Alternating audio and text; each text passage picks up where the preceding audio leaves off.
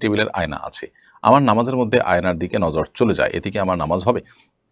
আমরা যখন সালাত আদায় করব তখন এমন কোনো কিছু আমাদের দৃষ্টি সীমানার মধ্যে থাকা উচিত নয় যা আমাদের সালাতের মনোযোগকে নষ্ট করে, সালাতের মনোযোগে ব্যাঘাত সৃষ্টি করে।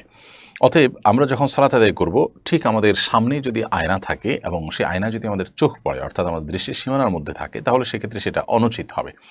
হয় আমি তার ডানে বামে এমন কোনো জায়গায় দাঁড়াবো যে আয়না চোখ পড়বে না, অথবা পেছনে দাঁড়াবো যে এত দূরে চোখ যাবে না, অথবা কিছু দিয়ে আয়না ঢেকে নিব।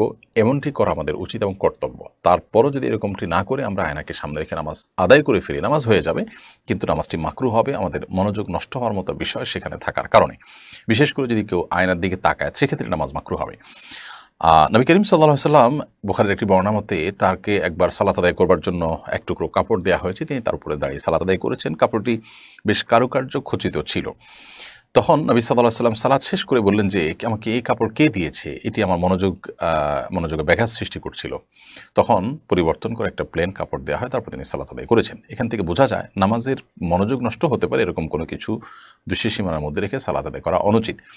সেই বিবেচনায় আমরা আয়নার বিষয়টিকে মাথায় রেখে সালাত আদায় করব, যে সামনে যেন না থাকে, থাকলেও যেন আমাদের দৃষ্টি সেখানে না পড়ে।